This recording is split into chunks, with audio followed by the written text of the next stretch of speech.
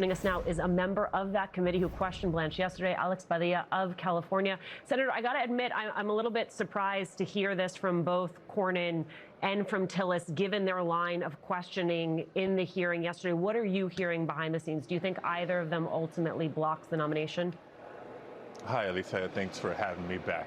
Look, that remains to be seen. We know that both Senator Tillis and Senator Cornyn are not going to be back next year. So they have used the words publicly. They feel liberated to continue to vote their conscience, ask questions, and try to make decisions free from political repercussions. Let's hope their conscience leads them to oppose Todd Blanche here at the end of the day. A lot of issues you can point to. The one that most Americans need to pay attention, Todd Blanche was Donald Trump's personal lawyer. He's not qualified to be Attorney General of the United States because the Attorney General is of the people, not Trump personally, but that's how Todd Blanche continues to act. Senator, you pressed Blanche on the fund, especially the possibility of money going to January 6 rioters who attacked the Capitol and police officers. Senator Cornyn said today he believes Blanche's claim that it's a moot point is, quote, just not true. Do you agree with Senator Cornyn? I agree with Senator Cornyn that that needs to be more formalized, legally formalized. But I also raised the question yesterday, what about other programs, other funding sources in the Department of Justice where the payouts can come from? We know that a lot of January 6th folks who were convicted and been pardoned by Donald Trump have applied and challenged the administration for payouts. They haven't made the decision to pay out or not pay out or the amounts. So the slush fund is one piece. But if there's other opportunities for payouts to happen, that needs to come to an end. That was my question to Todd Blanche yesterday, and he refused to say no. And think about that. January 6 rioters pardoned by Trump and now potentially getting payouts, and you have an attorney general who claims to be about law and order, refusing to hold the line. That's disrespectful. Well, I want to play a bit of your exchange with Blanche on the exact topic of integrity at the DOJ. Take a listen. So the Department of Justice should be independent or not? I think, as I said earlier, the Department of Justice is under the executive branch. If confirmed, I will be member of the president's cabinet. So absolutely, my obligation is the American people and the rule of law. So we'll talk but about that being said, I am a member of the cabinet of the president of the United States. We'll talk about the if confirmed in a minute, but let me also point out the Department of Justice's own website states right on the homepage that what the department's core missions is independence and impartiality.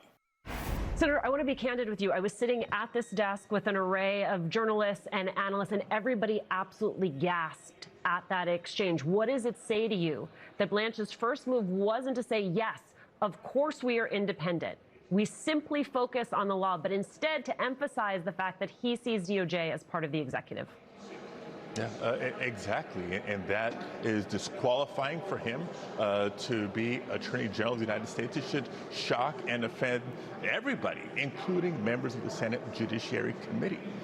We look to the Department of Justice to be that neutral arbiter, apply equal justice for all, not to say, well, I'm part of the cabinet, and so I'm just going to be a tool for Donald Trump's agenda, an agenda of retribution. But Todd Blanche can't bring himself to that. He continues to be Trump's personal lawyer, not the top lawyer for the people of the United States of America. You were with other Democrats this morning for an event honoring the legacy of late Congressman, civil rights icon John Lewis, and I know you spoke about the importance of pushing back against President Trump's attempts to undermine confidence in our elections. Striking to me that this comes ahead of the president's primetime speech tonight. He's expected to allege foreign election interference in a past election. Do you think your party has enough of a plan to combat any conspiracies that may come out of tonight's speech? So I believe we do, and we continue to work on it. And Lisa, let me say first, our event was scheduled first, and I don't think it's a complete coincidence that Donald Trump has chosen tonight for his conspiracy theory-fueled speech that we're going to have to suffer through. We had interfaith leaders coming together, not just to talk about faith and spirituality, but to talk about voting rights, because former Representative John Lewis was a perfect example of, yes, keeping the faith, but taking action to advance our values, to protect and defend our democracy. And that's what we need to do, keep having these conversations. You know, when I was Secretary of State, we would sometimes, you know, be cautious about talking about threats to our elections because we don't want people to fear that their vote may not count. We don't have that luxury anymore. We have a president who's spewing lies and conspiracy theories from the Oval Office, and the American people need to know that there's political leaders, faith leaders, community leaders across the country taking a stand in defense of our democracy and defending our right to vote. Senator, I want to give credit where credit is due, which is we had on air Senator Gallego, Congressman Garcia. We're asking both of them about the guidance from ICE that the vehicle stops were going to continue. And they both said to me, I don't believe it. And sure enough, within 24 hours, the President of the United States turned around and undermined that policy. So what now, Senator? If ICE is going to continue a policy that has led to the death of multiple people, how do you keep our communities safe?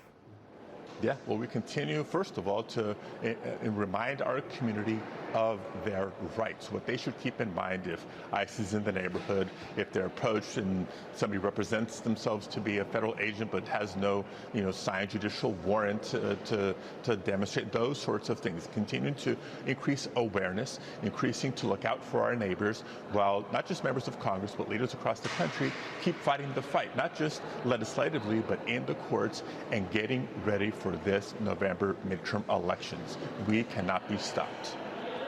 It breaks my heart to know that knowing their rights would not have stopped the death of Sebastian or Salgado Araujo. Thank you so much, Senator Alex Padilla, for joining us today. Still ahead, an MS Now exclusive, why Secret Service agents working with Vice President Vance and his family are, quote, fed up with their requests.